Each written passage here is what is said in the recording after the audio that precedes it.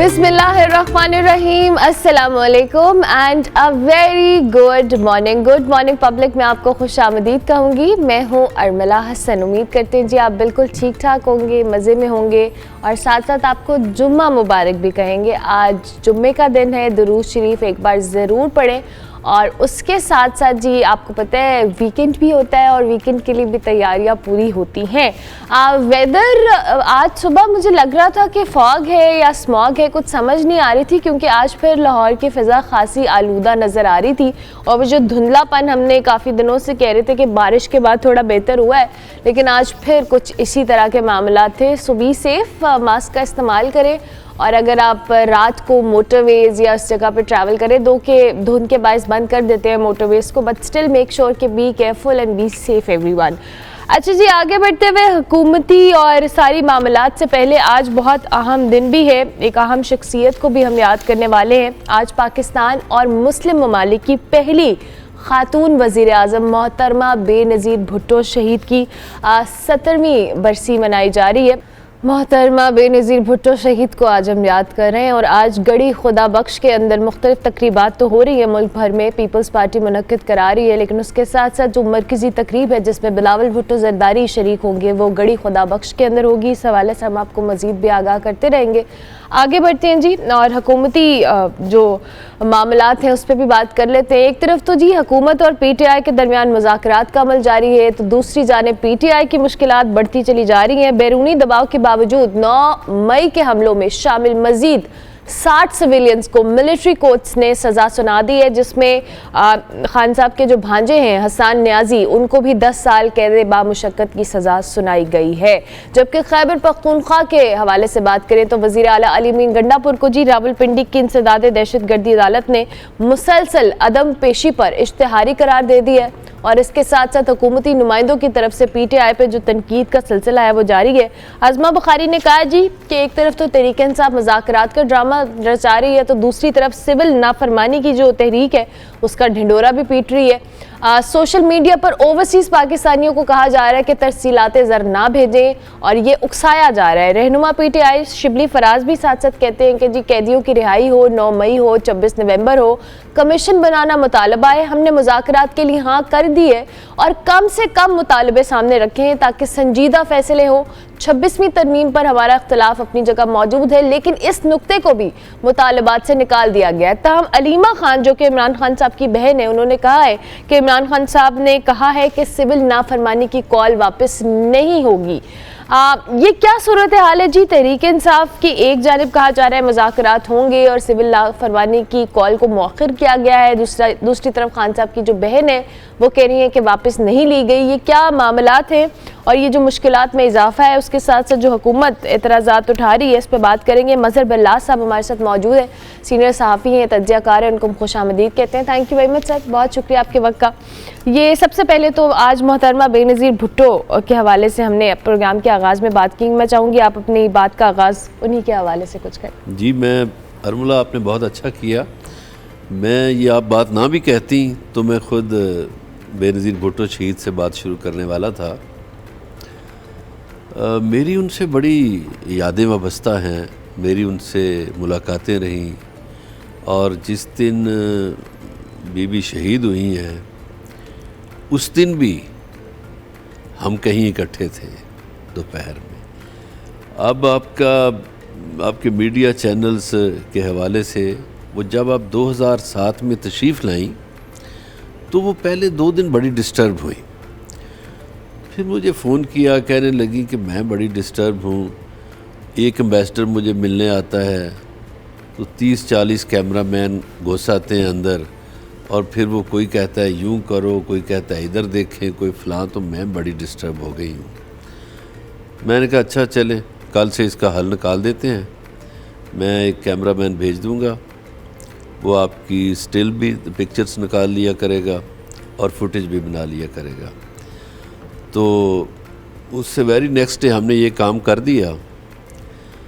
फिर वो बड़ी खुश हुई, कहने लगी अब ठीक है, अब मैं डिस्टर्ब नहीं होती। अच्छा, ये कुछ बातें मैं बेनज़ीर के हवाले से ऐसी चाहूँगा। मेरी एक बुक भी उन पर आई उनकी शहादत के बाद, शहीद मशरक़ के नाम से। बेनज़ीर भुट्टो के अंदर एक बहुत सादा दिल पाकिस्तानी औरत थी। यानी मैंने उनसे एक दिन पूछा, मैंने कहा अच्छा खाने पीने में क्या पसंद है? तो कहने लगी सच पूछते हो तो मैं सफ़ेद चावल जो उबले हुए होते हैं उनमें शक्कर डाल के और दूध डाल के तो फिर मैं शौक़ से खाती हूँ। फिर उनको ये तोते बहुत पसंद थे। मज़ारात पे वो जाती थी, दुआएं करती थी। और एक दफ़ा लंदन में उनके भाई गाड़ी चला रहे थे, मुर्तज़ा, तो बेनज़ीर ने किसी स्टोर पे कहा कि वहाँ गाड़ी रोकते हैं। तो वो स्टोर पे गई, अंदर चॉकलेट ये वो चीज़ें लेकर आ गई। तो मुर्तज़ा ने पूछा कि ये आप क्या ले आई हैं? तो उन्होंने कहा कि ये बस तुम्हारे बच्चों के लिए। मुर्तज़ा कहने लगा कि मैं समझा कि आपने कोई अपनी चीज़ें लेनी हैं, वरना मैं तो गाड़ी ना रोकता। तो फिर बेनज़ीर भुट्टो ने मुर्तज़ा भुट्टो को याद करवाया। उन्होंने कहा देखो मुर्तज़ा, आपको याद है जब हम अल मुर्तज़ा में रहते थे, लाड़काना में, हमारी 2 फूफियाँ थीं। एक फूफी हमारे लिए मिठाइयाँ चीज़ें लाया करती थी, वो हमें बड़ी पसंद थी। और एक फूफी ऐसे ही आ जाती तो हम कहते थे ये ना ही आए। तो बच्चों की जो नफ्सियात है वो एक जैसी होती है। वो अमीरों के बच्चे हों, गरीबों के बच्चे हों, वो नफ्सियात। फिर बेनज़ीर को अपने भाई शाहनवाज से भी बड़ी मोहब्बत थी। शाहनवाज का निक नेम गोगी था और इनका पिंकी था, बेनज़ीर का। तो बड़ी, मैं समझता हूँ कि एक पढ़ी लिखी पाकिस्तान की एक शनाख्त और बड़ी बाहिम्मत सियासतदान थी। बेशक उन्होंने पाकिस्तानी औरत को बहुत मजबूत किया, पाकिस्तानी औरत को हौसला दिया कि आप भी आगे बढ़ सकती हैं, आप भी कौमी तमीर व तरक्की में हिस्सा ले सकती हैं। तो यकीनन काबिल फ़ख्र है। लेकिन हमारे यहाँ जो बदकिस्मती है अर्मिला, कि हम एक ऐसी बदकिस्मत कौम है कि हम अपने लीडर्स को खो देते हैं और फिर तहकीकात भी नहीं होती, उनके कातलों का पता भी नहीं चलता। आप देखें कि हम कायद-ए-आज़म के साथ भी जुल्म करते हैं कि उन्हें 47 में बलूचिस्तान की एक दूर दराज जगह पे भेज देते हैं और वो जो एम्बुलेंस मुहैया करते हैं उसमें पेट्रोल नहीं होता। लियाकत अली ख़ान को शहीद कर दिया जाता है, उसका कोई पता नहीं चलता। भुट्टो साहब को फांसी दी जाती है और हमारी अदलिया फिर 50 साल बाद जाके माफ़ियाँ मांगती फिरती है। बेनज़ीर भुट्टो के दोनों भाई ऐसे ही चले गए। एक को कराची की सड़कों पे भून दिया गया, एक को फ्रांस में जहर दे दिया गया।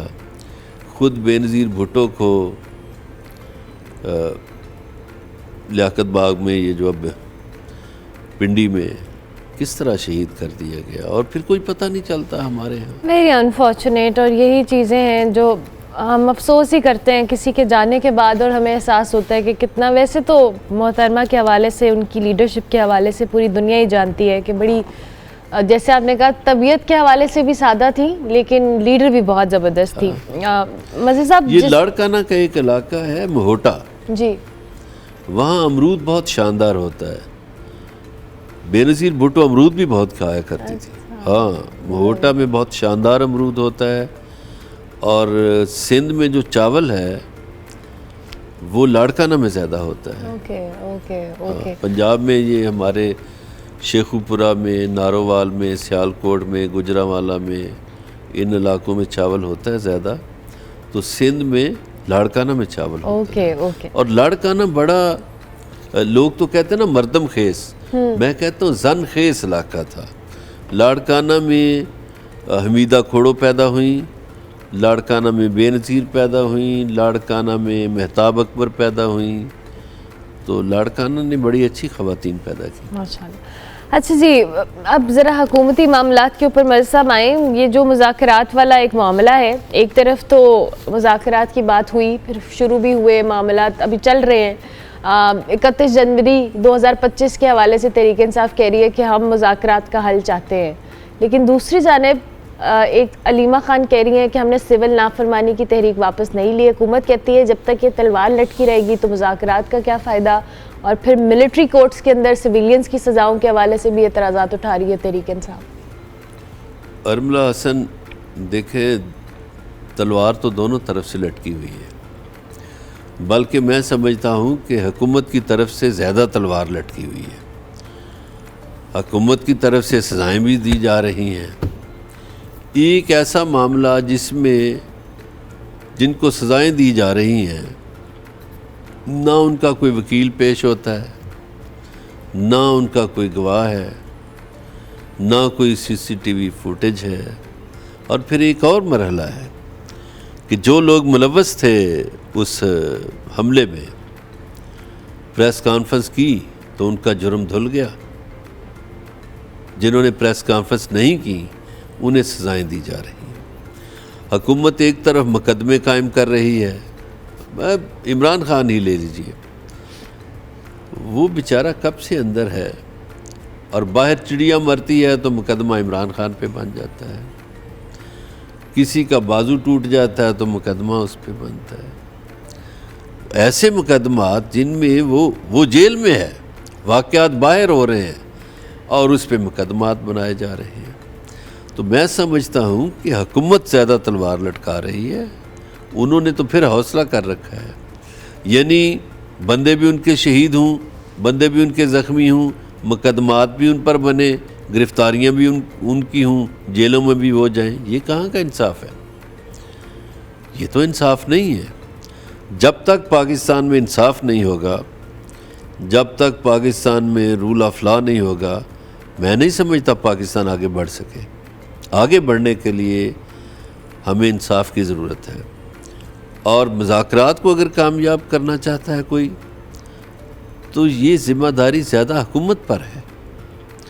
हुकूमत ही डील करती है, हुकूमत के पास बहुत से वसाइल होते हैं, इख्तियारात होते हैं।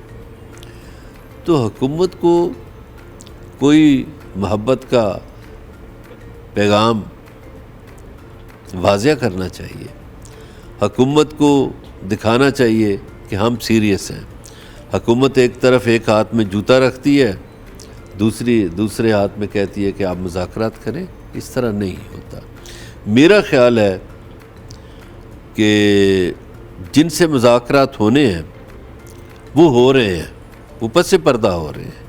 ये शोशा है और इस शोशा का अंजाम अच्छा नहीं है। ये मुज़ाकरात कामयाब नहीं होंगे। अच्छा, पस पर्दा मुज़ाकरात की क्या बात करें मज़हर साहब, वो तो कहते हैं कि हमने तहरीक इंसाफ के साथ मुज़ाकरात नहीं करने। और जब खान साहब खुद भी थे और वो बार बार कह रहे थे कि मैं मुज़ाकरात करूँगा तो इस्टेब्लिशमेंट से करूँगा, लेकिन इस्टेब्लिशमेंट ने तो बड़े वाशगाफ अल्फाज में कह दिया था कि जी मुज़ाकरात करने हैं तो सियासी जमातों से होंगे, हमसे नहीं होंगे।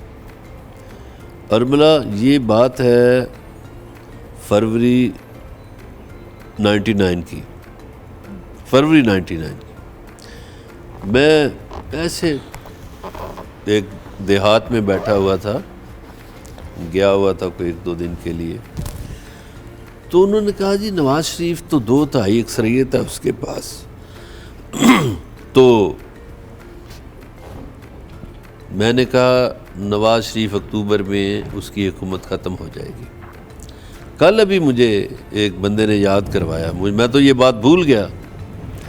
उसने कहा जी आपको कैसे पता था? मैंने कहा ये पता नहीं होता, ये हालात बता रहे होते हैं।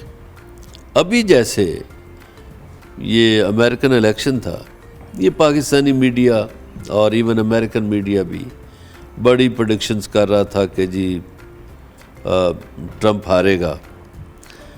लेकिन मैंने पहले भी जब वो हिलरी के मुकाबले में था तो I was the only one जिसने कहा नहीं ट्रंप जीतेगा। अभी भी मैं कहता था कि ट्रंप बहुत बुरी तरह जीतेगा, इसको हराएगा, अपनी मुखालफ को बुरी तरह हराएगा। तो लोग कहते थे आप ये कैसी बातें करते हैं। मैं उनसे कहता था कि भाई मैं बंद कमरों में बैठ के सर्वे नहीं करता, मैं रियल अमेरिकन जो हैं उनको जानता हूँ वो क्या चाहते हैं। आप सिर्फ वाशिंगटन में बैठ के या न्यूयॉर्क में बैठ के तजिए करेंगे तो दुरुस्त नहीं होगा।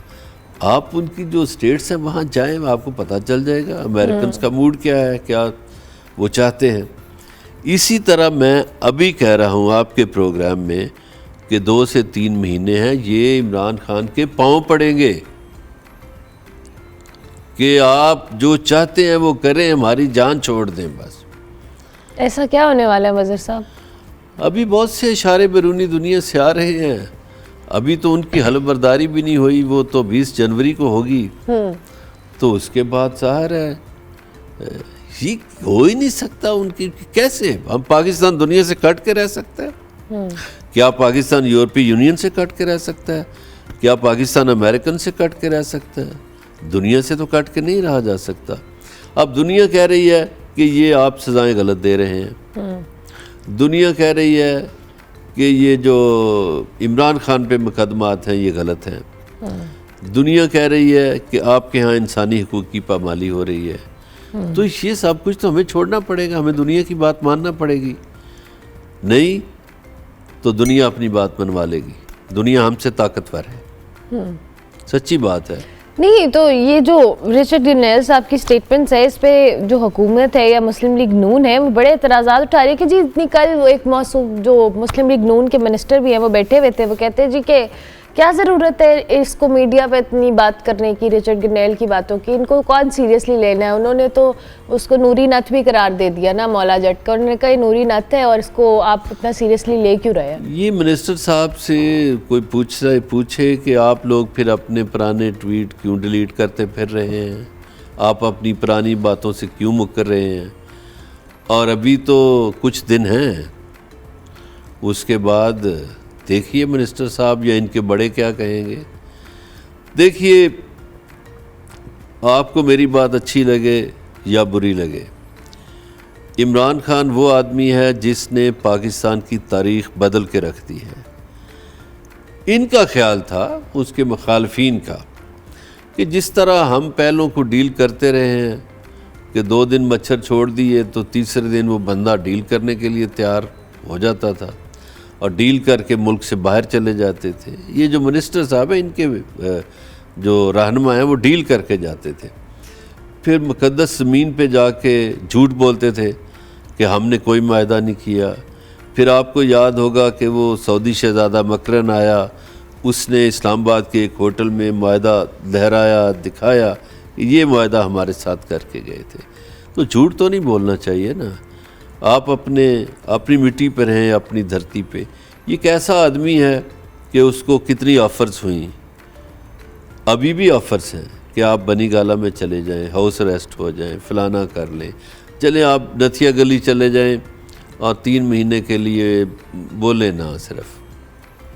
लेकिन वो इन बातों में नहीं आ रहे। वो बोले ना बोले, हुकूमत बोल बोल के उनको कर देती है कि बात ही सिर्फ खान साहब की हो रही है पूरा दिन टीवी चैनल्स के ऊपर, कोई और खबर नहीं है। अब आप अज़मा बुखारी की बात करती हैं, अज़मा बुखारी तो यहाँ फायर वाल की बजाय फाइबर वाल पता नहीं लगा रही थी कि कौन सी वाल लगा रही थी, और चाइना का कोई वाइस चेयरमैन भी मिलवा रही थी मरीम नवाज़ से।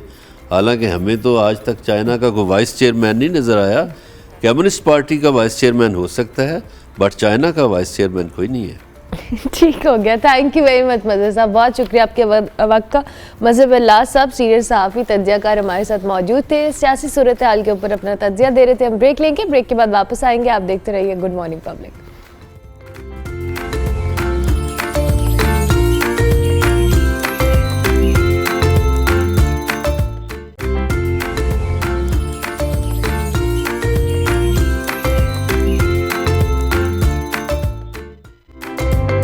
Welcome back to good morning public ji. Break के बाद वापस आ गए। हमारी टीम को पता नहीं क्या हो जाता है कभी कभी ना। अच्छा जी, आगे बढ़ते हुए क्रिकेट की बात करेंगे। आपको पता है हम जो वनडे सीरीज जीतने के बाद बड़े ओवर एक्साइटेड, ओवर मोटिवेटेड चल रहे थे लाइफ में, लेकिन जो टेस्ट मैच की जो सीरीज शुरू हुई है उसके पहले मैच में पाकिस्तान वर्सेस साउथ अफ्रीका के दरमियान मुकाबला दिलचस्प रहे। दिलचस्प कहा जाए या चैलेंजिंग कहा जाए तो गलत नहीं होगा। पहले रोज़ के अख्ताम पे जी साउथ अफ्रीका ने 3 विकेटों के नुकसान पर 82 स्कोर बनाया, जबकि पाकिस्तान के 211 रन्स का खसारा पूरा करने के लिए अभी भी 129 रन्स का चैलेंज बाकी है। पाकिस्तान ने जी पहले टॉस जीतकर बैटिंग का फैसला किया था, लेकिन साउथ अफ्रीका की जो बॉलिंग थी उसके सामने पाकिस्तानी बैटर्स ज़्यादा देर तक ना टिक सके और टीम जो है 211 रन्स के ऊपर ढेर हो गई। साउथ अफ्रीका की बॉलिंग नो डाउट बहुत ज़बरदस्त थी, इसके बावजूद पाकिस्तानी बॉलर्स ने भी जो इब्तिदाई विकेट्स लेकर मैच को कुछ इंटरेस्टिंग बनाया है। इस टेस्ट मैच के अंदर क्या हो सकता है और क्या सूरत हाल बनी है, ज़ीशान हमारे साथ मौजूद हैं, उनको खुश आमदीद कहते हैं, स्पोर्ट्स एनालिस्ट है, पहले भी कई दफ़ा हमारे शो का हिस्सा बन चुके हैं। अस्सलाम वालेकुम Zeeshan, thank you very much, good morning, कैसे हैं आप? Thank you.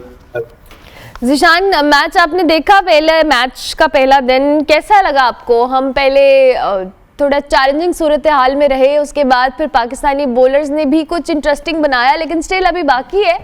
लेकिन मैं ओवरऑल आपका कमेंट चाहूंगी इस हवाले से। Actually, nothing much different has happened.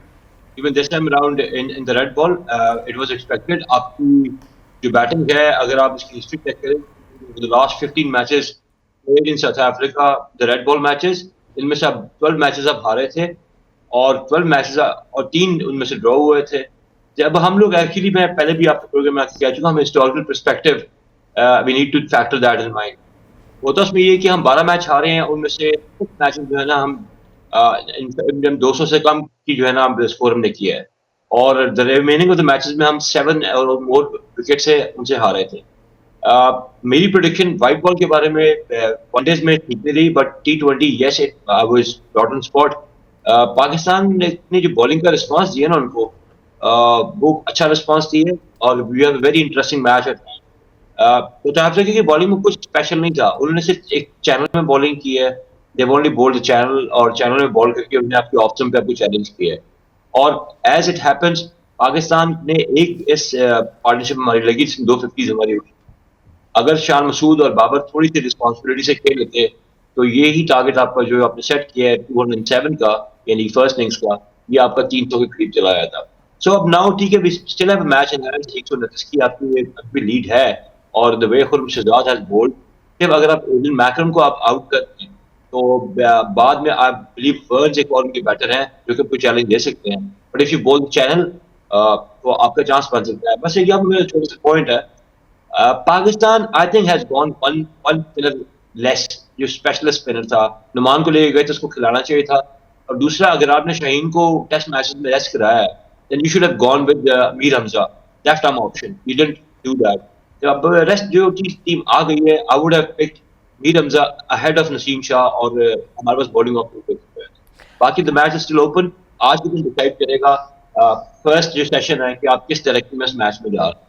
अच्छा ज़ीशान, आपने रेड बॉल क्रिकेट की बात की है, जाहिर है हमने देखा है कि हमारे लिए बड़ा चैलेंजिंग रहा है जब भी हमने टेस्ट मैचेस को खेला है, दो कि ये फॉर्मेट लंबा है, इसमें प्लेयर का स्टेमिना, उसकी patience, everything counts and everything matters.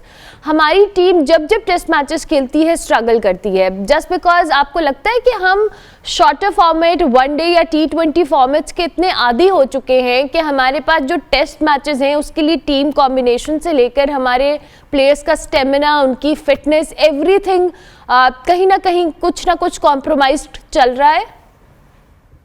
मैं आपको इसका ना आंसर देता हूँ which could be little scientific। वो ये है कि दुनिया जो है ना T20 में और टेस्ट क्रिकेट में काफी एडवांस हो चुकी है। The world hasn't focused much on the one day 50 over format।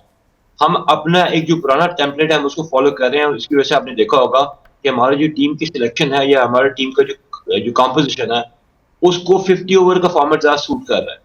Last year and half में T20 में दुनिया काफी एडवांस चली गई, वहां पर आपकी बैटिंग जो है ना उस हिसाब से रही नहीं। और जहाँ तक टेस्ट मैचेस की बात है, आप नोटिस कीजिए world over, it's not only with Pakistan, it's with every cricketing nation कि वो T20 इतनी रैम्पेंट हो चुकी है कि आपके जो बैटर्स हैं ना, बॉल पे काफी हार्ड हैंड से आते हैं। Once you get on to the ball with hard hands, तो आपका स्लिप्स में कैचेस निकलने के बड़े चांसेस होते हैं।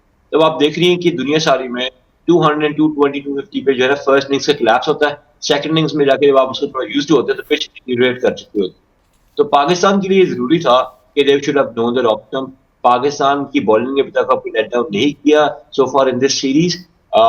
टेस्ट मैचेस में yes, not only your temperament, your patience, आपकी ओवरऑल प्लेइंग एबिलिटी जो है ना वो टेस्ट होती है। देखिए अरबला, मैं 2 ओवर्स के लिए तो स्लॉगिंग कर सकता हूँ, I can use the long hand, but if I have to do that so for like 50 overs, तो उसमें मेरी तमाम जो है ना जो कैपेबिलिटीज है या तो वो आपके सामने आ जाएंगी या वो एक्सपोज हो जाएंगे। तो यहाँ पर आपकी टेक्निक एक्सपोज होती है। Just the reason we don't play much 4-day matches. हम मैचेस की प्रैक्टिस क्या करने जाते हैं, अभी टेस्ट सीरीज थी हमारी साउथ अफ्रीका में, उससे पहले हमारी टीम क्या कर रही थी, पाकिस्तान में देख लीजिए, did we have a Pakistan men team in Pakistan A team playing 4-day matches? No. आपकी टीम में जो प्लेयर्स खेल रहे हैं वही प्लेयर्स सक्सेसफुल होते हैं टेस्ट फॉर्मेट में, खुर्रम शहजाद जैसे, मीर हमजा जैसे जो डोमेस्टिक में 4-day मैचेस खेलते हैं, या मोहम्मद अब्बास जैसे जो काउंटी सर्किट में longer version of the game खेलते हैं। Same goes with the batters. If you pick on the batters, you please name one and please ask someone from the PCB who missed the last time 4-day match, a list of match इन्होंने खेला था Pakistan domestic structure. So it's not about the pitches, it's not about the players who play against you, it's about you applying your own self for the course of the match, longest version. तो इसमें यही पाकिस्तान की performance है। But I'm hopeful we will do better in this test match. इंशाल्लाह we hope the same. लेकिन ज़ीशान, अच्छा ये तो हम क्रिकेट की बात कर रहे हैं और आपने ख़ुद भी कहा कि दुनिया ने जो वनडे फॉर्मेट है या T20 टेस्ट और T20 फॉर्मेट पे बहुत एडवांस हो गए हैं। आपको लगता है कि एज ए मैनेजमेंट या पाकिस्तान क्रिकेट बोर्ड उसका फोकस भी टेस्ट मैचेस की तरफ थोड़ा कम है, इस लॉन्गर फॉर्मेट की तरफ कम है, ना कि हम लीग्स और दीगर चीज़ों के ऊपर ज़्यादा फोकस किए हुए हैं? मैनेजमेंट पॉइंट ऑफ व्यू से पूछ रही हूँ मैं। I agree. Pakistan cricket board का तो कॉन्सेप्ट मैं आपको फोकस बता देता हूँ and I hope you won't start actually laughing on this. Pakistan cricket board का ये कॉन्सेप्ट है कि आप टेस्ट मैच खेलने जा रहे हैं साउथ अफ्रीका में और यहाँ पर ऐलान हो रहा है कि अब्दुल रज़ाक को ना T20 का जो है ना नया मेंटोर होना है। Now you tell me, you already have 5 mentors over the last 4 months. अब वो mentors आप टेस्ट सीरीज खेलने वर्ल्ड टेस्ट चैंपियनशिप की जा रहे हैं साउथ अफ्रीका और यहाँ पर आप ऐलान करें कि 5 मेंटोर्स काफी नहीं है, उनकी तनख्वाहें काफी नहीं है, हम एक काम करते हैं अब्दुल रज़ाक को भी ले आते हैं। तो मुझे बता दो कि अब्दुल रज़ाक की बैटिंग टेक्निक क्या मॉडर्न डे के मुताबिक थी? फ्रंट लेग क्लियर करके तो मैं अभी तक छक्के मार दूं, कोई भी बंदा मार लेगा। If you don't have to play on the merit, it is not intense वाली क्रिकेट। और आप देखिए ना, शायद असलम आपके बैटिंग कोच है पाकिस्तान टीम से लगे हुए, तो आपने एक और नई कहानी स्टार्ट कर दी है कि जनाब टेस्ट मैचेस के दौरान आप T20 फॉर्मेट की बात कर रहे हैं। पाकिस्तान के अंदर मसला ये है कि हमारी डायरेक्शन सीधी नहीं है। अभी आप यहाँ पर एक जगह टेस्ट खेलने जा रहे थे, यहाँ T20 का टूर्नामेंट स्टार्ट हो जाता है, जब T20 का आएगा तो आप टेस्ट मैचेस स्टार्ट कर लेंगे। ठंड में आप T20 मैचेस करवा रहे हैं और एक्सट्रीम गर्मी में नेक्स्ट जून में आपने 4-day मैचेस कराने हैं। या तो ये चाहते हैं हमारे क्रिकेटर्स जो है वो शायद हीट स्ट्रोक का शिकार हो जाए, या इनमें कोई डायरेक्शन नहीं है। And I am quite tired of pointing out PCB's antics again and again. But क्या करें, जब तक ये करते रहेंगे हम, आप क्वेश्चन करते रहेंगे, मैं आंसर करता रहूंगा, लेकिन इसमें डायरेक्शन का फुकदान है। Once you don't have the direction तो आपकी स्पीड कहाँ की चलेगी, एक्यूरेसी कहाँ चलेगी, ये ऐसे ही करेंगे। हाँ, आपको ओकेजनली ब्रिलियंट प्लेयर्स आ जाएंगे और उसमें ना तो मेरा क्रेडिट होगा ना PCB का credit, it will all be the credit of that particular player जिसके पास स्किल ज्यादा हो, वो शाइन भी करे। अच्छा ज़ीशान, आपने बड़ी सही बात की है, आई एग्री विद दैट कि हमारे यहाँ फोकस नहीं है। हमें समझ नहीं आ रहा कि हमने किस फॉर्मेट के ऊपर किस तरह से प्लेयर को यूटिलाइज करना है, फिर हमारा स्ट्रक्चर ओवरऑल वैसा है। हम मेंटोर्स लाते हैं, आपने मेंटोर्स की बात की है, हम इंटरनेशनल मेंटोर्स लेकर आए, हमने उनके साथ क्या किया? मतलब वो आए, उन्होंने क्रिटिसाइज किया, उन्होंने इंक्लूड ना करने का गिला किया, और फिर जब इंक्लूड नहीं किए वो फेंड होकर चले गए। उन्होंने इंटरनेशनल न्यूज़ चैनल्स को इंटरव्यूज़ दिए कि पाकिस्तान के क्रिकेट बोर्ड के ये मसले हैं। हाउ एम्बैरसिंग इट इज़ कि हम एक ऐसे क्रिकेट बोर्ड को चला रहे हैं और हमारे पास टीम के अंदर एक ऐसे प्लेयर्स मौजूद हैं जो टॉप के प्लेयर्स हैं, और जहां पे इंटरनेशनल मेंटर्स आकर दुनिया भर में इंटरनेशनल मीडिया हाउसेस के ऊपर ये कमेंट कर रहे हैं और आर्टिकल छप रहे हैं कि पाकिस्तानी टीम ये कर रही है, ड्रेसिंग रूम के ये इश्यूज़ हैं, मैनेजमेंट के ये इश्यूज़ हैं। तो ये हम अपने लिए कितनी बुरा एक परसेप्शन दुनिया में क्रिएट कर रहे हैं for our cricket and our board. ये एक्चुअली इन्होंने वही वाला जो है ना फॉर्मूला फॉलो किया हुआ है, बदनाम होंगे तो नाम ना होगा इनका। पीसीबी का जो है ना दैट इज देयर कोर मंत्र टू गो अबाउट थिंग्स। उसमें अर्बला सीन ये है कि पाकिस्तान क्रिकेट बोर्ड जो है ना it has always made knee jerk reactions. आपने हमेशा फायर फाइटिंग और नी जर्क रिएक्शंस के अलावा कुछ नहीं किया, रिएक्शंस आपने शो किए। I would like to ask the PCB कि जेसन गिलेस्पी के क्या क्रेडेंशियल्स थे कि आपने उसको एक स्टेट टीम को भी वो कोच हार्डली कर रहा था, आपने उसको पाकिस्तान जैसी टीम का कोच बना दिया। First of all, second, what was Gary Kirsten doing before he got the job of the head coach of Pakistan? 2011 का वर्ल्ड कप गुजरे हुए ना बड़ा टाइम हो गया। 2011 के वर्ल्ड कप में जो बच्चे क्लास 2 में थे ना, आज उन्हें मास्टर्स कर लिया और वो बाहर आके ना जॉब ढूंढ रहे हैं। So the world has evolved a lot. अब गैरी कर्सन या Jason Gillespie, if you are to ask me, I would never pick a गोरा coach for Pakistan cricket team. Yes, खुशनामी तो उन्होंने बहुत कमा ली पीसीबी ने। उसकी वजह पता है क्या है? अब जब मैं अपना काम पूरा नहीं ना करूंगा तो मैं क्या चाहूंगा, डाइवर्जेंस जाती रहे, मेरे पे किसी का फोकस ना आए। जब भी कोई इनका पे फोकस आने लगता है इन डायरेक्टर्स ऑफ क्रिकेट बोर्ड पे, जो कि they have constantly been misleading the subsequent chairmen. I mean, there is a history. Ramiz को किस बंदे ने किया, आगे से मिसगाइड किया, सिटी साहब को किसने किया, ज़का को किसने किया, they keep changing the hats. So जब भी कोई इनके ऊपर कोई क्वेश्चन आता है कि इन्होंने किसी टूर्नामेंट को कैसा कराया, कैसी मिसमैनेजमेंट की, ये एक नया इशू ले आते हैं। उसी कोच को अपनी गाड़ी में बिठा के ड्राइव करके लेके आते हैं और उसी के बारे में बुराइयां करते हैं, उसको छोड़ देते हैं। आपको लगता है कि जो वर्ल्ड प्रेस में लोग बात कर रहे हैं कि पाकिस्तान ने कोचेस को हटा दिया, इससे इनको फर्क पड़ता है? इनके लिए ये कंजम्पशन की एक और न्यूज है, ताकि इनकी न्यूज ना चल रही हो, किसी और की न्यूज चल रही हो और इन पर से लोगों का फोकस हट जाए। और जैसे मेरे से बंदे हैं शॉर्ट साइटेड होते हैं, we just focus for the last 2 days and for the next 2 days, उसके अलावा हम सोचते नहीं। It's a national character. जब तक हमें चीज ये सेंसेशनलिज्म को बाय करने की नहीं रहेगी और कोर इशू पे फोकस नहीं होगा तो स्पोर्ट्स अच्छी रहेगी। आप सोच रहे हो कि सुबह सवेरे आता है हमेशा पैसिमिज्म की बातें करता है, but that is how I am. I just can't like it. I agree. हम तारीफ भी करना चाहते हैं, ऐसा नहीं है, और हम करते भी हैं जब जब हमें लगता है कि पाकिस्तानी टीम और मैनेजमेंट ने अच्छा काम किया है। चैंपियंस ट्रॉफी के मामले पे भी we were like quite optimistic about it कि हम अच्छे स्टैंड पे हैं। बट वही बात है कि ये वो फैक्टर्स हैं जो हम कई सालों से ज़िशान डिस्कस करते आ रहे हैं। ये कोई नई बात नहीं, आप और मैं आज बैठ के ये बात नहीं कर रहे हैं। ये इश्यूज पहले दिन से मौजूद हैं। मैनेजमेंट जो बार बार चेंज होना, कोचेस का चेंज होना, सिलेक्शन कमेटी में चेंजेस होना, एक प्लेयर जो कि एक ग्राउंड के अंदर खेल रहा है उसकी साइकोलॉजिकली वो कितना डिस्टर्ब है। क्योंकि आप कहें या ना कहें कि मुझे फ़र्क नहीं पड़ता है, आप और मुझे फ़र्क पड़ रहा है, हम सुन सुन के परेशान हो रहे हैं, तो एक प्लेयर जिसके ऊपर मैनेजमेंट बैठी है उसको कैसे फ़र्क नहीं पड़ेगा? Yes Indeed. बड़ा एम्बैरसिंग है जी उन लोगों के लिए। इंटरनेशनल क्रिकेट के डायरेक्टर है, आपके प्लेयर्स की कॉल्स अटेंड नहीं करता। आपने बात की कि लीग्स खेलते हैं, देखिए इनके पास 10 से 15 साल ही होते हैं स्पोर्ट्स के लिए अपने आपको कैश आउट करने की। हर बंदा मीडिया में नहीं जा सकता, पॉडकास्ट नहीं बन सकता, और अगर बुक लिखने की बात करें तो ये सारे बुक नहीं लिख सकते। तो आप कहते हैं इनके पास यही टाइम है खेलेंगे। कोर्सेज फॉर द कोर्सेज है। T20 के प्लेयर को T20 पे रखें, आप वनडे के प्लेयर को वनडे में रखें and have a team for the test matches. इससे आपके लोग प्लेयर्स का पूल भी बढ़ जाएगा और आपके पास जो है ना स्पेशलिस्ट प्लेयर्स आ जाएंगे। न्यूक्लियस 3-4 लोगों को कायम रखें। आई थिंक ये हमारे पास एक फिक्स है जिसको हम यूज कर सकते हैं। कोई ब्रिलियंट प्लेयर आ गए तो आ गए, शाहीन जैसा, बाबर जैसा, नसीम जैसा, या साइम अयूब जैसा। ठीक हो गया। Thank you very much Zeeshan, बहुत शुक्रिया आपके वक्त का। ज़ीशान हमारे साथ मौजूद थे, स्पोर्ट्स एनालिस्ट। उनके मुताबिक जी हम वनडे में बेहतर परफॉर्म कर लेंगे, अभी हमारे पास टाइम है, दिन है, लेकिन 2 के इस फॉर्मेट के अंदर पाकिस्तानी टीम स्ट्रगल करती है। But let's hope for the best. इंशाल्लाह हमने जैसे वनडे के अंदर अच्छा परफॉर्म किया है, वी होप के टेस्ट के अंदर भी हम उतना अच्छा ही परफॉर्म करें। हम ब्रेक लेंगे, ब्रेक के बाद वापस आएंगे।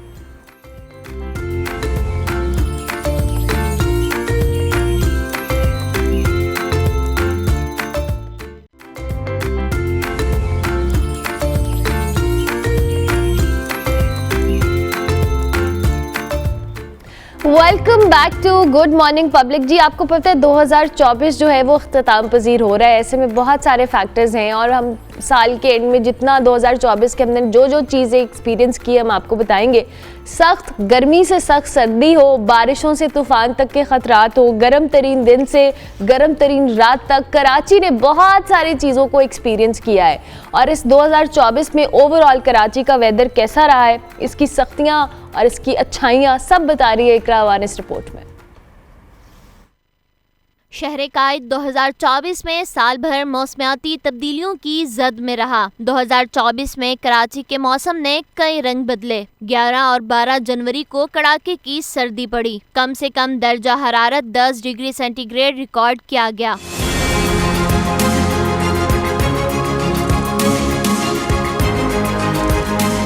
फरवरी में बादल जमकर बरसे 50.8 मिलीमीटर तक बारिश रिकॉर्ड की गई। मार्च, अप्रैल और मई में मौसम मुतदिल रहा। जून में गर्मी ने एंट्री दी। कराची हीटवेव की लपेट में रहा। जून का महीना कराची वालों के लिए गर्म तरीन महीना साबित हुआ। दर्जा हरारत 42 डिग्री सेंटीग्रेड तक रिकॉर्ड किया गया। क्लाइमेट चेंज की वजह से अब ये हो गया है या बढ़ती हुई जो आलमी हिद्दत है उसके बायस अब हर आने वाला साल पिछले साल के मुकाबले में एक तरह से कुछ ना कुछ गर्म ही गुजरता है। क्लाइमेट चेंज की वजह से ना एक्सट्रीम इवेंट्स, उसमें हीट वेव भी आ जाती है, उसमें साइक्लोन वगैरह भी आ जाते हैं और उसमें बहुत थोड़े टाइम में बहुत ज़्यादा बारिश पड़ जाती है। तो इसलिए आप कुछ भी एक्सपेक्ट कर सकते हैं किसी भी वक्त। जुलाई में भी सूरज आग बरसाता रहा। दर्जा हरारत औसत 4 से 5 डिग्री ज्यादा रहा। 18 जुलाई को साल की गर्म तरीन रात रिकॉर्ड की गई। मौसम के माहिरीन का कहना है 2024 में जुलाई के महीने में औसत से 60% जायद बारिशें हुई। अगस्त में सिंध की साहिली पट्टी तूफानी हवाओं की जद में रही। 1976 के बाद 2024 में हवा का डीप डिप्रेशन असना तूफान में तब्दील हुआ। समुद्री तूफान 30 अगस्त को ओमान के साहिल से टकराकर खत्म हो गया। कराची में सितंबर के महीने में गर्मी का सामना रहा। अक्टूबर में गर्म मौसम ने रिकॉर्ड तोड़ दिए। 1967 के बाद अक्टूबर औसतन 33 दर्जा हरारत के साथ गर्म तरीन माह रहा। कराची को नवंबर में भी सर्दी के बजाय गर्मी का सामना करना पड़ा। नवंबर के इख्तिताम और दिसंबर के आगाज में सर्दी ने एंट्री दी। महकमा मौसमियात का कहना था कराची वालों को सख्त सर्दी के लिए जनवरी 2025 का इंतजार करना पड़ेगा। Iqra Awan, Public News, Karachi.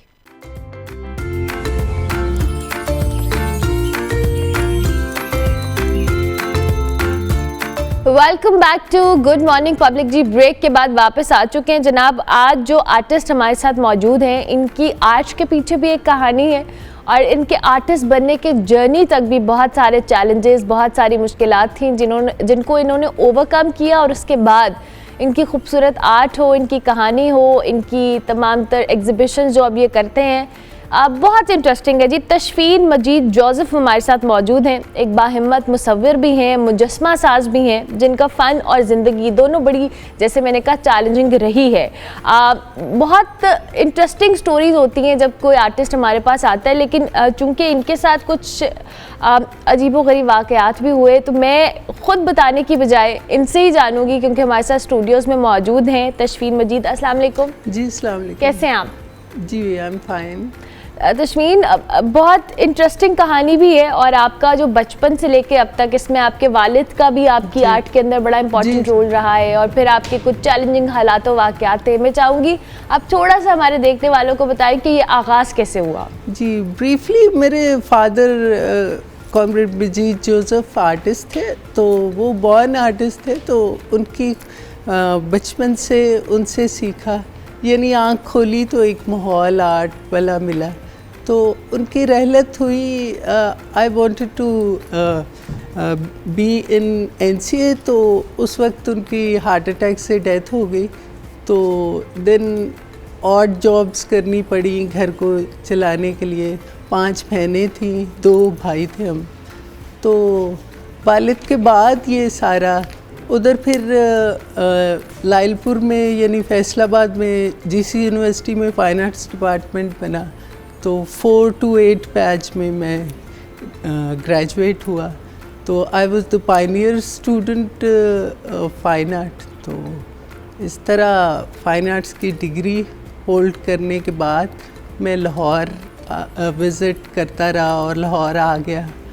तो लाहौर से एक ऐसी मोहब्बत रही कि हमारा जो बचपन में खाला का घर था लाहौर में घोड़े शाह रोड पर, तो वहाँ से वालिद चूँकि आर्टिस्ट थे तो उन्हें पता था कि ये जो फिगरीन है इसका ताल्लुक़ इंडस वैली सिविलाइजेशन से है, तो वो हमें लाहौर म्यूज़ियम लाते और दिखाते काम। तो इस तरह ये मोहब्बत का सिलसिला इसी ज़मीन की जो इंडिजिनस आर्ट है उससे मैं अपना आप को एक्सप्रेस करता हूँ। लवली। अच्छा, आप स्केचेस भी बनाते हैं, जी, जी। पेंटिंग भी करते हैं और जी। आप ये आर्ट पीसेस भी, मैं चाहूँगी इनके हवाले से भी बताएं कि आइडिया एग्जीक्यूशन क्या है बेसिकली इस आर्ट फॉर्म की। आइडिया ये वॉल्फ हुआ है लाहौर में बेदियाँ रोड पे एक है बम्बा वाला रावी पुल, तो वहाँ पे एक करबाट आर्टिस्ट रेजिडेंसी की, तो एट दैट टाइम ये 2021 की बात है, तो रेजिडेंसी में मुझे पता लगा कि वहाँ पे जितनी भी तहजीबें हैं चाहे वो इंडस की हो वो दरियाओं के किनारे थी। तो ये रावी के किनारे पॉटर्स बैठे हुए हैं, अभी भी आप कैंची चले जाएं तो वहाँ पे पॉटर्स मौजूद हैं। तो ये ट्रेसेस हैं कि यानी लाहौर एक शहर नहीं एक तहजीब है, तो अपने अंदर समाया हुआ। तो मैंने फिर उस पर रिसर्च की, जब रिसर्च में मुझे आई रिकॉल माय चाइल्डहुड, तो वहाँ मुझे पता लगा कि ये घोड़े शाह रोड पे जो घोड़े थे, ये 500 साल पुराना दरबार है, 2 किलोमीटर दूर बिल्कुल स्टेशन के साथ। तो इसके कुछ ये फिगुरीन हम बचपन में ख़रीदा करते थे, तो वो डिमोलिश कर दी। अब वो 500 साल से वो प्रैक्टिस हो रही थी। हज़रत झूलन शाह बुखारी का 8 साल की उम्र में रहलत हो गई, तो उनकी निस्बत, तो वो प्रैक्टिसेस जो हो रही थी वो एक पब्लिक इंस्टॉलेशन थी अकॉर्डिंग टू माय नॉलेज। तो वो उनको जब वो देखा, फिर मैंने बड़ा अफसोस किया, तो मैंने उनको बनाना स्कल्प्ट करना शुरू किया। ये रेजिडेंसी में ही during your residency you were doing that. तो वो फिर एनसीए का जो कैंपस है टोलिंटन, वहाँ पे वो उसकी एग्ज़िबिशन भी हुई, तो वो बड़ी मतलब पसंद, चूँकि जब आप धरती से अपने काम को निकालते हैं ना, तो धरती वाले जुड़ते हैं आपसे, तो वो बड़ा सक्सेसफुल रहा। तो उसके बाद ये सिलसिला एक रिसर्च प्रोजेक्ट था लाहौर म्यूज़ियम के साथ, उसको बिकमिंग द म्यूज़ियम के नाम से वो प्रोजेक्ट था। तो पूरे पाकिस्तान से कोई 700 एप्लीकेशंस थी, उनमें से 7 सिलेक्ट हुए थे। And you were one of them? Yes, I was one of them. तो उसका बिकमिंग द म्यूज़ियम का जो रिसर्च प्रोजेक्ट था म्यूज़ियम में, वो बेसिकली पाकिस्तान में पहली उस नौइयत का काम था कि म्यूज़ियम में इंटरवेंशन, यानी जो म्यूज़ियम के अंदर उनकी आर्काइव है या उनकी आर्टिफैक्ट्स हैं, उसके रिस्पॉन्स में आर्टिस्ट काम करें। तो आइडिया वाज दैट कि हम भी जब म्यूज़ियम में जाते हैं तो म्यूज़ियम का हिस्सा बन जाएं। वाओ। तो वो if you would like to, ये वो बिकमिंग द म्यूज़ियम का ये मेरा आर्टिस्ट स्टेटमेंट था कि आई एम घुघु घोड़ा ऑफ घोड़े शाह दरबार। So wow. this was the title of this. lovely. तो वो उसके एग्जीक्यूशन और इंस्टॉलेशन ऐसी थी, चूँकि इनको फिगुरीन्स को टॉयज़ लिखा हुआ है उधर इंडस वैली की जो गैलरी है लाहौर म्यूज़ियम में, तो उन टॉयज़ को जो क्यूरेटर के साथ डिस्कशन रही, मेरी ख्वाहिश थी कि बच्चे उसे टच करें हाथ, क्योंकि वो पुराने वो केसेस में, शीशे के केसेस में होते बंद होते थे, हाँ, यू कांट खिलौनों को टच किया जा सके। तो मैंने यहाँ पे भी जब लाया तो मैंने कहा कि आप अपनी मर्ज़ी से इसको इंस्टॉल करें ताकि आप भी उस बचपन से जुड़ सकें। Very interesting. अच्छा, जाहिर है जैसे आपने लाहौर के अंदर चीज़ों को ज़्यादा फोकस किया है, it was your observation, right? क्योंकि एक आर्टिस्ट की ऑब्जर्वेशन बड़ी कीन होती है, बड़ी स्ट्रांग होती है। ये जो आइडिया आपने इसको इतना ज़्यादा एग्जीक्यूशन में भी लाए, और आपकी आर्ट क्या इसी के गिर्द रिवॉल्व करती है या आपने इसको डाइवर्सिफाई भी किया है कहीं ना कहीं? नहीं, बहुत ज़्यादा चेंज रही। जिस तरह 2007 में जब मैं थीसिस कर रहा था तो घर को आग लगा दी गई, तो वो सब कुछ आग लगा दी गई? जी। क्यों? ये एक था हमारा अब्बू ऑफिसर थे, सरकारी मुलाजिम थे, तो उनके घर को, हमारे सरकारी घर को खाली पहले ही करवा लिया गया था। तो वालदा ने केस किया था, तो उनके कुछ लोगों ने आके तो घर में, तो उस वक्त मैं रिसर्च कर रहा था, मेरी रिसर्च भी चल गई, अब्बू का काम भी। तो वो बड़ा इंटरेस्टिंग काम रहा। NCS से हमारे जो मेंटोर थे, टीचर थे, सलीम अंसारी, उनसे मैंने कहा कि मैं क्विट करना चाहूँगा, मैं थीसिस नहीं दूँगा। तो उन्होंने कहा कि घर में क्या है? मैं कि घर में तो राख है, जली हुई चीज़ें हैं। तो मैंने उन्हीं बर्न चीज़ों से वो काम किया। Even not a single drop of colour I have used in my thesis. तो वो that was my first attempt कि मोनालिसा एक 15th सेंचुरी का लियोनार्डो डा विंची का इमेज है। तो मैंने उस इमेज को कल्चरल अडेप्टेशन की, यानी मेरी एक टाइटल पेंटिंग थी मोनालिसा इन अजरक। तो दूसरा इसमें मैंने इनोवेशन ये की कि आप यूजुअली हमें थी जब ज्यूरी या अपने काम को डिस्क्राइब कर रहे होते हैं, तो वो इतना अजीब सा होता है कि मैंने ये कलर लगाया, ये बताने की कोशिश की। तो मैंने उन पे नज़में कहीं सारी, तो एक जो मोनालिसा इन अजरक पे भी एक नज़म है, वो जली थी, चूँकि मैं बता चुका कि घर को आग लग गई थी। तो वो अगर आप चाहोगे ज़रूर ज़रूर प्लीज़। जी, वो जली थी, हरी थी मन भरी थी, लाल मोतियों जड़ी थी, लायलपुर के गांव में वो अजरक ओढ़े खड़ी थी। सिसकते हुए वो हंसमुख ये कुछ बोली थी, जो किया मैंने जो हुआ मेरे साथ वो सब आपके सामने है। क्या कहूँ मैं, क्या कहूँ, मैं तो एक तस्वीर हूँ, मैं तो एक तहरीर हूँ। आई ऑब्जेक्शन, इस बात का इस केस से क्या ताल्लुक़? ताल्लुक़ है, ताल्लुक़ ही तो है।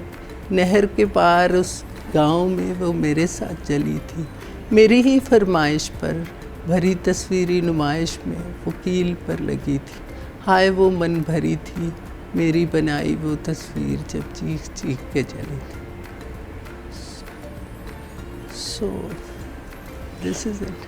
It's a story and I'm really glad कि आपने उस चीज़ को क्वेश्चन नहीं किया और आपने अपनी आर्ट फॉर्म को, अपनी आर्ट को ज़िंदा रखा, अपने शौक़ को, अपने वालिद के पैशन को परसू किया। और ये बड़ी आपको आज इस बात पे गर्व होना चाहिए कि आपने ये सब किया। जी, असल में आर्ट जो है वो जद्दोजहद है, ज़िंदा रहने का सलीका आपको सिखाता है। अगर आप रेजिलिएंट नहीं हो तो मुझे नहीं लगता कि आप उसकी सोल को समझ पाए कि आर्टिस्ट को रेजिलिएंट होना चाहिए, उसको ज़िंदगी का तराना गाते रहना चाहिए।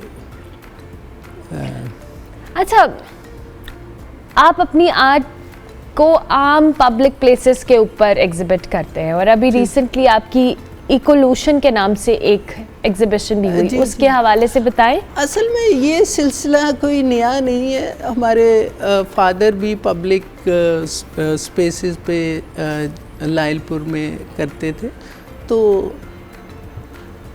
लेनिन ने कहा था आर्ट बिलोंग्स टू पीपल, यानी आर्ट वो है जो लोगों का तर्जमान हो। लोगों तो जब आप पब्लिक में जाओगे ही नहीं तो किस तरह आप इसकी ख्वाहिश कर सकते हो कि आपका आर्ट जो है। तो पब्लिक प्लेसेस पे लाने का मकसद 2018 में ये काम सिलसिला शुरू हुआ, क्योंकि लाहौर हमेशा से कल्चरल हब रहा है आर्ट का। तो यहाँ पे पहला बिनाले हुआ, तो उस वक्त ये आइडिया जहन में आया कि यार बिनाले का अगर लुग़वी मतलब देखा जाए तो ये एक मेला है। तो मेला तो साझा होता है, सबका मिलने से है मेला। तो अगर आप चंद एक लॉबीज़ और चंद एक ऐसे आर्टिस्ट उनको ही कहते हैं कि ये लाहौर है, तो मुझे लगता है आप इसकी रूह को नहीं समझे। क्योंकि बिनाले का आइडिया ये है कि आप आर्ट को उन दीवारों को तोड़ के तो पब्लिक में लेके जाएं, ताकि आम लोग भी देखें।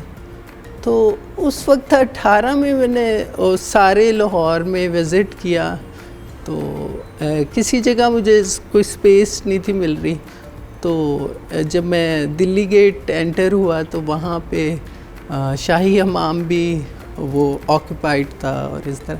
तो मैंने वज़ीर खां की मस्जिद के सामने रोड शो किया।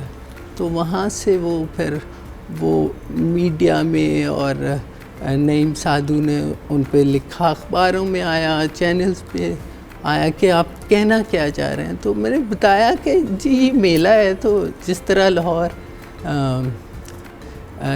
चंद आर्टिस्टों का तो नहीं है, लाहौर सबका है। तो वहाँ से ये आइडिया आया।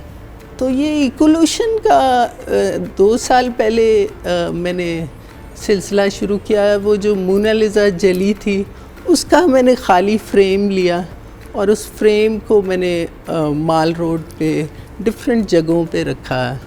यानी जो हमारे इंडिजिनस पौधे हैं ना, जिस तरह पीपल हो गया, शीशम हो गई, तो माल रोड तो कभी बागात, इसे बागों का शहर कहा जाता है लाहौर। तो अब ये स्मोक से हम सांस नहीं ले पाते। तो ये यहाँ से एक सिंपल चीज़ से आइडिया ये शुरू हुआ, तो फिर टेंपल रोड और हर जगह मैंने करना शुरू किया। लवली। अच्छा, इन द एंड मैं चाहूँगी आप कुछ भी अपनी आर्ट के हवाले से, जो लोग आपका काम देखना चाहते हैं, आपका इंस्टाग्राम, आपका कोई भी social media handle, this is your camera. जी, मैं स्टूडियो अबू ताशफीन के नाम से, चूँकि मैंने अबू से ही सीखा, तो वो मेरा फेसबुक पे भी ताशफीन मजीद जोसेफ के नाम से है और इंस्टाग्राम पे ताशफीन स्टूडियो अबू ताशफीन के नाम से मेरा हैंडल है। और मैं असल में अपने काम के बारे में बताना चाहूँगा कि ये जो फिगरीन है, यानी घुघू घोड़ा इसको बोलते हैं, ये उर्दू लुगत में भी इसको घुघू घोड़ा ही बोलते हैं। तो ये वाला काम मैंने पूरे लाहौर में रावी से शुरू हुआ। ये जो अक्टूबर में मैंने पूरा वीक सेलिब्रेट किया अपने, और ये लाहौर की मिट्टी से, यानी रावी की मिट्टी से बने हुए ये घुघू घोड़े हैं। और जिस तरह एंशिएंट तरीक़ों से इंडस वैली वाले वो इसको फायर करते थे, बेक करते थे, यानी पेट फायरिंग, तो इसको फायर किया गया और जो जिस तरह वो थे। So this thank you very much Yasmeen, बहुत अच्छा लगा आपसे बात करके, आपके आर्ट को देख के, आपके काम को देख के, और आप डेफिनेटली बहुत बाहिम्मत आर्टिस्ट हैं and we are so proud of you कि आप जैसे आर्टिस्ट ने क्विट नहीं किया और ये सोचा नहीं कि क्विट करना है। अल्लाह ताला आपको मज़ीद कामयाबियाँ दे, आप इतनी कामयाबियाँ, इतना नाम सब समेटें।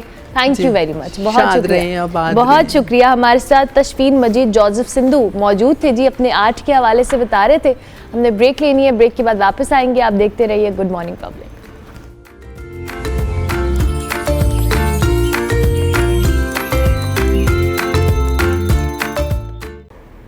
वालेकुम अस्सलाम, अल्हम्दुलिल्लाह मैं ठीक। हमज़ा, मुझे ज़रा थोड़ा सा बैकग्राउंड बताएं अपने इस म्यूज़िकल जर्नी का। 2014 के अंदर आपने स्टार्ट किया और उसके बाद कैसा जा रहा है अब तक आपका सफ़र? जी, मैंने 2014 में शुरू किया था। तो जो मैंने प्रोफेशनली स्टार्ट किया है वो मुझे ऑलमोस्ट 5 साल हो गए हैं अभी, और अभी इसको मैं लेके चल रहा हूँ और सियासी बयानात को म्यूज़िक में कन्वर्ट करता हूँ और लोग काफ़ी ज़्यादा एंजॉय कर रहे हैं इस कंटेंट को। अच्छा, तो ये आपको आइडिया कैसे आया कि आपने सियासी बयानात को म्यूज़िक के अंदर कन्वर्ट करने और म्यूज़िकली दिखाने? क्या आपको पॉलिटिक्स में बहुत इंटरेस्ट था या कोई सियासी रहनुमा के आप बहुत फ़ैन थे, क्या था मामला? ये कोई प्री प्लान नहीं था, ये बस ऐसे सोशल मीडिया पे हमने देखा कि वीडियोस वायरल हो रही हैं और लोग इसको एज ए फ़न ले रहे हैं, तो हमने भी इसको मज़ीद फ़नी बनाने के लिए बीट्स में कन्वर्ट किया, फ़नी इंस्ट्रूमेंट्स यूज़ किए और मज़ीद इंटरेस्टिंग करके हमने इसको फिर सोशल मीडिया पे अपलोड करना शुरू अच्छा, किया। मुझे बताएं जी, हमारे पास हमज़ा की कोई वीडियोस हैं जो हम प्ले कर सकें अभी? सबसे पॉपुलर वीडियोस है, मैंने एक रिमिक्स किया था शबाशी साहब का, तो काफ़ी इंटरेस्टिंग है वो। उनका एक डायलॉग वायरल हुआ था, मंजी थले डांग दे, तो बेसिकली उसको मैंने उठाया, रीसैम्पल किया सॉफ्टवेयर में और फिर म्यूज़िक ऐड किया और लोगों ने काफ़ी ज़्यादा एंजॉय किया है। आलमोस्ट इस टाइम उसे 40 लाख लोगों ने देखा है और बहुत ज़्यादा पसंद कर रहे हैं उसे। अच्छा हमजा, तो अभी तक आपका आगे सिर्फ ये सियासी बयानात को म्यूज़िक में ढालने का प्लान है या कोई और भी आपने सोचा है, प्लान किया हुआ है? बेसिकली मैं एक म्यूज़िक प्रोड्यूसर हूँ और I am dealing with international clients. तो जो मेरा सोर्स ऑफ इनकम भी है और जो मेरा बेसिक काम है वो प्रोफेशनली क्लाइंट्स के साथ डील करना है। तो ये एक प्लस पॉइंट है मेरे लिए, प्लस चीज़ है, एक्स्ट्रा चीज़ है। तो इसको एज ए एंटरटेनमेंट ही मैं कर रहा हूँ। ये बेसिकली मेरा सोर्स ऑफ इनकम भी नहीं है और इसको लेके कोई इतना ख़ास फ्यूचर में सोचा भी नहीं है। जब तक फ़नी रिमिक्सेस आते रहेंगे, जब तक सियासतदानों के फ़नी बयान आते रहेंगे, तब तक ये चलता रहेगा। यानी ये कभी रुकने वाला नहीं है क्योंकि बयानात आने नहीं रुकेंगे और आपका काम नहीं रुकेगा। चलिए, I am glad. In the end आप मुझे ज़रा अपना सोशल मीडिया के हवाले से बताएं, कैसा लोग रिस्पांस देते हैं डिजिटल प्लेटफॉर्म्स के ऊपर, क्योंकि आजकल तो लोगों को एंटरटेनमेंट चाहिए और पॉलिटिक्स तो हमेशा ही इन रहती है, कुछ ना कुछ ऐसा चलता रहता है। बड़ी हैपनिंग है पाकिस्तान की पॉलिटिक्स। जी ऐसे ही है। जब तक ये आते रहेंगे तब तक होता रहेगा। दूसरा, पब्लिक का बहुत अच्छा रिस्पांस है। इसी वजह से शायद आज मैं यहाँ पे हूँ। पब्लिक ने बहुत ज़्यादा प्यार दिया है। मुझे अभी तक कोई भी नेगेटिव कमेंट देखने को नहीं मिला। सब लोग प्यार कर रहे हैं, सब लोग कंटेंट को एंजॉय कर रहे हैं और आई होप कि इंशाल्लाह नेक्स्ट भी इसे लोग पसंद करते रहेंगे। चले, आई एम ग्लैड कि आपको मज़ा आ रहा है अपने काम में। I wish you very best of luck. Thank you very much Hamza, बहुत शुक्रिया। हमजा राजपूत हमारे साथ मौजूद थे जी, म्यूज़िक प्रोड्यूसर है और कुछ फ़नी कंटेंट बनाते हैं, तो हमने सोचा आपको भी दिखाया जाए। हम आगे बढ़ते हैं और अब कुछ आपको मईशत की बात बताते हैं, क्योंकि आपको पता है कि इकॉनमी आजकल हमारी कोई कहता है बेहतर हो रहा है, कोई कहता है नहीं हो रही। लेकिन अब स्टेट बैंक ऑफ पाकिस्तान ने भी साल 2024 के दौरान जो बैरूनी सरमायाकारी है उसमें नुमाया इजाफे की रिपोर्ट जारी की है, जिसके मुताबिक 11 माह में जी बैरूनी सरमायाकारी जो है उसमें 11.58% का इजाफा हुआ है और जनवरी से नवंबर 2024 तक बैरूनी सरमायाकारी का जो हुजम है 2.05 अरब डॉलर तक पहुंचा है, जो कि गुज़िश्ता साल के मुकाबले में 21.34 करोड़ डॉलर ज़्यादा है, जो कि एक अच्छी बात भी है। इस इजाफे का जी बेशतर हिस्सा निजी शोबे में बराह रास्त सरमायाकारी की आमद में होने वाले इजाफे से आया है, जबकि सरकारी शोबे और स्टॉक मार्केट में भी मुख्तलिफ सरमायाकारी की तब्दीलियाँ देखने में आई हैं। और क्या ये इजाफा पाकिस्तान की इकॉनमी को स्टेबल करने में अहम रोल अदा करेगा, इस हवाले से बात करेंगे। मीर मोहम्मद साहब हमारे साथ मौजूद हैं, उनको खुश आमदीद कहते हैं। Thank you very much sir, बहुत शुक्रिया। गुड मॉर्निंग, कैसे हैं आप? गुड मॉर्निंग, अल्हम्दुलिल्लाह। मीर साहब, ये बड़ी अच्छी बात है कि हम जिस इकॉनमी को काफ़ी अरसे से डिस्कस करते आ रहे थे कि अल्लाह ना करे दिवालिया हो जाएगा, मामला बड़ा ख़राब हो जाएगा, अब उसमें बेहतर इशारे हमें देखने को मिल रहे हैं और सरमायाकारी को लेकर बहुत पॉजिटिव खबरें भी आई हैं। मैं चाहूँगी 2024 के अंदर और ये जो स्टेट बैंक ऑफ पाकिस्तान की रिपोर्ट है इसका थोड़ा सा एनालिसिस आप हमारे देखने वालों के लिए दें। देखिए, सब में पहले तो बहुत अच्छी चीज़ है कि फॉरेन इन्वेस्टमेंट आना शुरू हुई है, मगर हम इस साइकिल से कोई तकरीबन 40 दफ़ा गुजर चुके हैं कि फॉरेन इन्वेस्टमेंट आती है, फिर चली जाती है, फिर इकोनॉमी स्लो हो जाती है, इसलिए कि हमने कोई रिफॉर्म्स नहीं किए हैं। जब तक हम रिफॉर्म्स नहीं करेंगे हम कहीं नहीं जा सकते। हमें टैक्स रिफॉर्म्स चाहिए, हमें फिस्कल रिफॉर्म्स चाहिए, हमें एक्सपोर्ट्स रिफॉर्म चाहिए, हमें लोकल इकोनॉमी रिफॉर्म चाहिए। एक चीज़ आपके नाज़रीन को बताता चलूँ कि दुनिया में कोई मुल्क फॉरेन इन्वेस्टमेंट की वजह से नहीं ग्रो हुआ है, कोई मुल्क दुनिया, वो एक आइसिंग ऑन द केक होती है। असल केक जो है वो लोकल इकोनॉमी होती है, डोमेस्टिक इकोनॉमी होती है। हम हमेशा उम्मीद लगाए बैठे होते हैं कि कोई माई बाप बाहर से आएगा और 50-60 अरब डॉलर हमें दे देगा और हमें कल सुबह से लाहौर में दूध की नदियां बहेंगी और इस्लामाबाद में शहद के पहाड़ होंगे, और वो ना वो शहद के पहाड़, I'm over 50 ना वो शहद के पहाड़ नजर आए 50 साल में मुझे, ना वो दूध की नहरें नजर आई हैं मुझे।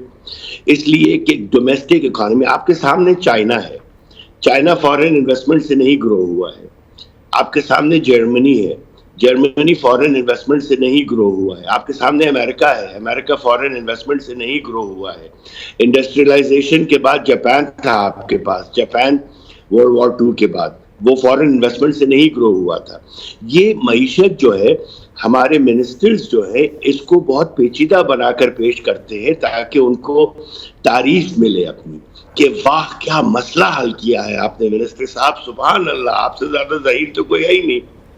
मईशत कॉमन सेंस का नाम है। मईशत ऐसे है, एक आम इंसान घर की मईशत भी चलाता है ना, आपके पास ड्राइवर है, आपके पास खानसामा है, वो वजारतें हैं। वजारत खानसामा एक है, वजारत ड्राइविंग एक है, वजारत चौकीदारी एक है, और उसकी होम मिनिस्टर जो है माँ होती है हमेशा। वो माँ होती है, तो माँ को पता होता है घर की मईशत कैसे चलाना है। बाप क्या होता है, वो जाके कमाता है, वो FBR होता है, वो जाके लेकर आता है, बीच में फजूल खर्च भी होता है मीर साहब, तो मुझे लगता है फजूल खर्ची वाला देखिए फजूल खर्ची तो हर घर में होती है, मेरे ख्याल में दुनिया का कोई घर ऐसा नहीं है जहाँ फजूल खर्ची ना होती हो और बहस मुबाहिसा ना होता हो, मगर वो फजूल खर्ची रोक दी जाती है क्योंकि घर के सरबराह को अपने खानदान से मोहब्बत होती है। हमारे यहाँ प्रॉब्लम ये है कि हमारे घरों के सरबराह वो आते हैं जिनको अपनी जेबों से मोहब्बत होती है, उनको आवाम से मोहब्बत नहीं होती है। तल्ख बात कर रहा हूँ, शायद बहुत से लोगों को पसंद ना आई मेरी ये बात, मगर हम 24 दफा IMF जा चुके हैं। क्यों गए? IMF तो हमारे पास नहीं आता कि आइए हमसे पैसे ले लीजिए, और स्टॉक मार्केट के ऊपर जाने से कुछ होता ही नहीं है। आजकल एक नई चीज आई है कि स्टॉक मार्केट ऊपर जा रही है। आपको थोड़े से आदात दे दूं, 25 करोड़ की आबादी में सिर्फ 3 लाख स्टॉक मार्केट के इन्वेस्टर हैं, सिर्फ 3 लाख, और 600 कंपनीज हैं, लाखों कंपनीज में से जो पाकिस्तान स्टॉक एक्सचेंज पर लिस्टेड है, और ये जो मार्केट गई है ऊपर 23 कंपनीज की वजह से गई है। तो 25 करोड़ में से 3 लाख लोगों को अगर फायदा हो रहा है तो क्या ये पूरे पाकिस्तान को फायदा हो रहा है? बिल्कुल नहीं हो रहा। तो हमें चाहिए, और मैं खुलूस से दिल से ये बात कर रहा हूँ, ना ही कोई सियासी पार्टी की साइड लेकर कर रहा हूँ, ना हुकूमत की बुराई में कर रहा हूँ। आप बैठे और पाकिस्तान के बारे में सोचे और लोकल इकोनॉमी को कैसे ग्रो करना है ये सोचे।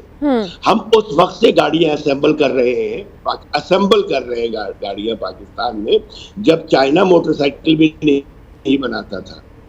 अब चाइना दुनिया का सब में बड़ा इलेक्ट्रिक व्हीकल का मुल्क बन गया है, और हम अभी भी वही गाड़ियां असेंबल कर रहे हैं, वही गाड़ियां असेंबल कर रहे हैं, और उन असेंबल शुदा गाड़ियों को हम उस दाम पर बेच रहे हैं जो किसी की खरीद में है ही नहीं। 2 करोड़ रुपए की 4x4 है जो चाइना में इस वक्त 40 लाख की मिलती है। मैं अभी चाइना स्टेट विजिट पे गया था, उन्होंने मुझे बुलाया था 12 दिन के लिए, तो I was heading a delegation. आंखें देखकर चुंधिया गई, उनके लिए खुशी हुई, अपने लिए दर्द हुआ।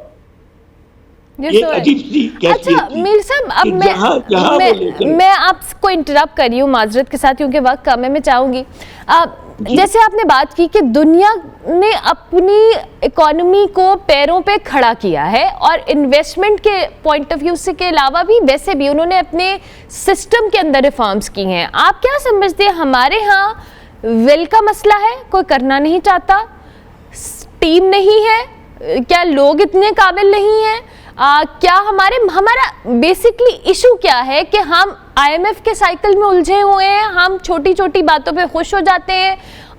ठीक है, क्योंकि हमारे मसले इतने ख़राब है कि हमें छोटी बात भी खुशी देती है, लेकिन उसके बावजूद हम अपने सिस्टम को बेहतर करने के लिए जिन 4-5 नुक्तों का आपने हाईलाइट किया था, ये बहुत बेसिक हैं, और मेरे ख्याल से कोई इकोनॉमी वाला जो एक्सपर्ट होगा उसके लिए बहुत फिंगर टिप्स पे बातें होंगी कि हम किन चीज़ों को बेहतर कर सकते हैं।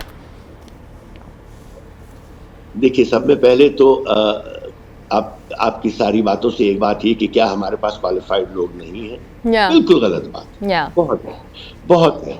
मगर प्रॉब्लम ये है वो क्वालिफाइड लोग शायद कदमों में नहीं गिरते कि जी मुझे नौकरी दे दी जाए, क्योंकि एक क्वालिफाइड आदमी जो होता है उसका एक अंदरूनी वकार होता है, एब्सोल्युटली, उसकी एक सेल्फ रिस्पेक्ट होती है, उसकी एक सेल्फ रिस्पेक्ट होती है।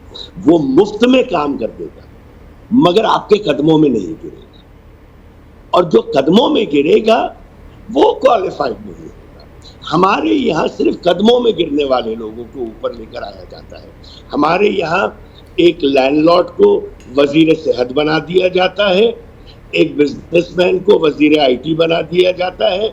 आप ये सोचें, आप मुझे अस्पताल चलाने के लिए दे देंगे, मैं तो बेड़ा गर्क कर दूंगा उस अस्पताल का, क्योंकि मैं इन्वेस्टमेंट बैंकर हूँ। Right people for the right job, right right people for the right job, and within right people,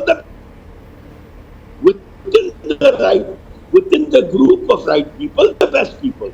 हमारे यहाँ विल नहीं है। और दूसरी चीज ये है कि हम जल्दी में हैं।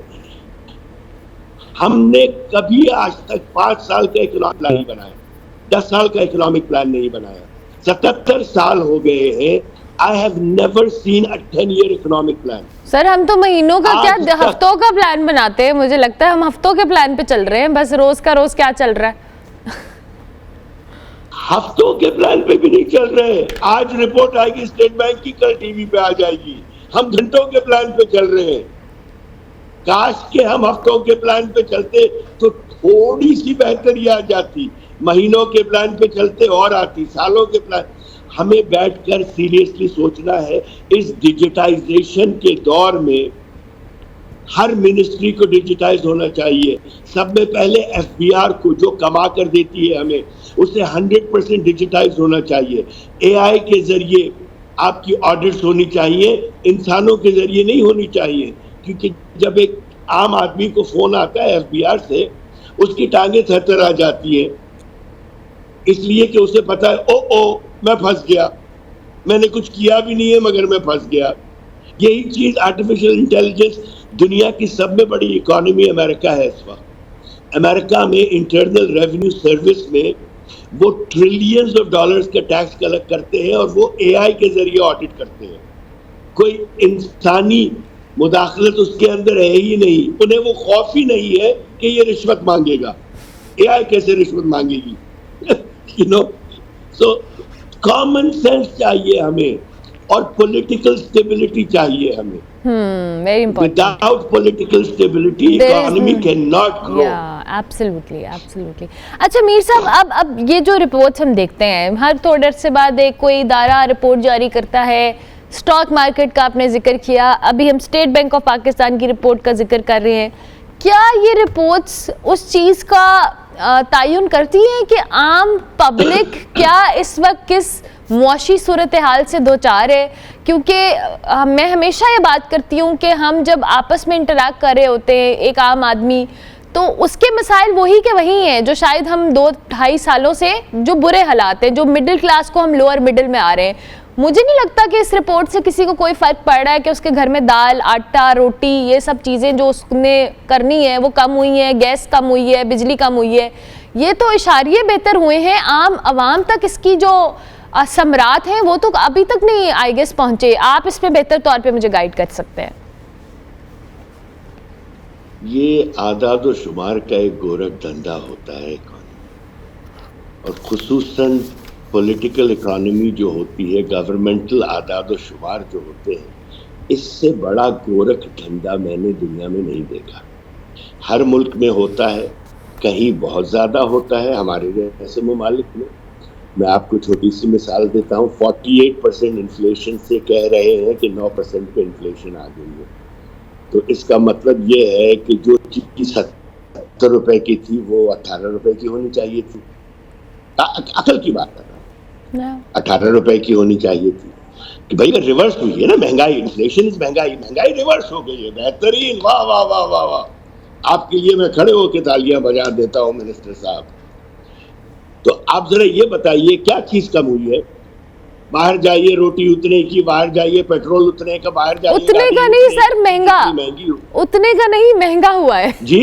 उतने का नहीं है, महंगा हुआ है। उतने की मतलब जितने की थी, जितने की परसों थी, रिपोर्ट आने से पहले जितने की थी उतने की है, बल्कि शायद थोड़ी सी और ज्यादा हो गई हो।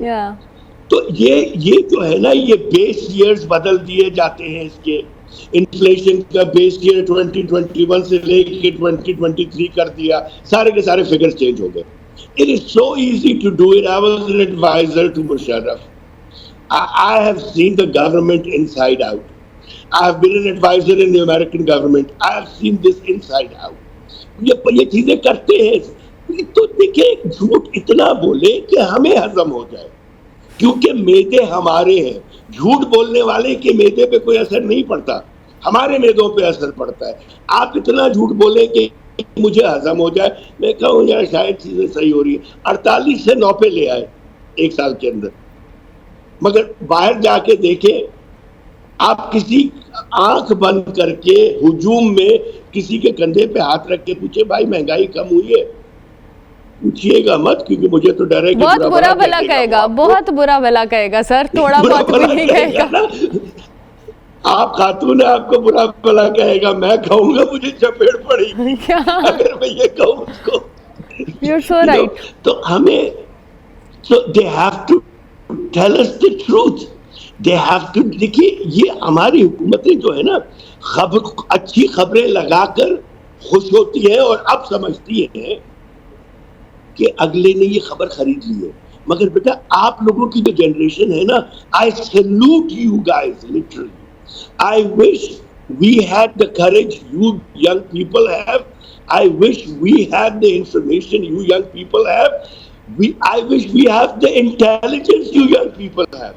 Intelligence. आप लोगों से झूठ नहीं बोला जा सकता। You're so right. मगर हमारी उम्र वाले उसी ही वॉट रियलिटी में फंसे हुए हैं। नौजवान है, बेवकूफ बना देते हैं, हम झूठ बोल देते हैं, वो यकीन कर लेंगे। सोशल मीडिया का दौर है, कोई किसी को बेवकूफ नहीं बना सकता। और इंटरनेट बंद करने से भी कोई सर, इंटरनेट बंद करने से भी कोई बेवकूफ नहीं बना सकता, ये भी एक बड़ा मसला है, क्योंकि डिजिटल इंटरनेट बंद कर दे, सड़कें बंद कर दे, VPN बंद कर दे, कुछ कर दे, ये जो आजकल की जनरेशन है ना, ये हर चीज बाईपास करके वहां पहुंच जाएगी। वरना एक दोस्त अमेरिका में बिठा देगी, बोलेगी सारे जो मेरा VPN बंद है, मुझे व्हाट्सएप पे, मेरा ट्विटर नहीं चल रहा, मुझे व्हाट्सएप पे खबरें भेजते रहो। ये मतलब they need to understand that your generation is the generation that will lead this country into prosperity. जब तक ये हजम नहीं होगा ना, ये 70-80 साल वाले बाबों को, हाँ, और मेरी उम्र वालों को भी, जब तक कोई चीज नहीं सही हो सकती इसमें। ठीक हो गया, thank you very much. Mir Mohammad Ali Khan sahab हमारे साथ मौजूद थे। बड़ी स्ट्रेट फॉरवर्ड लेकिन बड़ी रियलिस्टिक अप्रोच के साथ उन्होंने बात की है कि हमें एक क्लियर पिक्चर मिलनी चाहिए। ये मौशी इशारे ठीक है, आपके दिल की तसल्ली के लिए बहुत अच्छे होंगे, पर आवाम की दिल की तसल्ली मेरे ख्याल से ज़्यादा ज़रूरी है सारे मामलात में, और उनकी वैसे भी खुशहाली बड़ी ज़रूरी है। आई होप कि हम जब दोबारा कभी, पता नहीं फ़ौरन तो नहीं, इकॉनमी की बात करें तो अच्छी खबरें करें और हम कहें कि आटा सस्ता हो गया, दाल सस्ती होगी, सब्ज़ी सस्ती होगी, आवाम खुश है, खुशहाल है। ये बातें मैं ख्वाहिश है कि मैं जब तक मेरा ये करियर है मैं इसमें बात करूँ, लेकिन आई होप कि ये चीज़ें बेहतर होंगी। प्रोग्राम का वक्त हुआ, इंशाल्लाह मेरी आपसे मुलाकात होगी अब मंडे को। फीडबैक हमारे सोशल मीडिया हैंडल्स पर लाजमी दीजिएगा। मंडे तक के लिए मेरी तरफ से अल्लाह हाफ़िज़।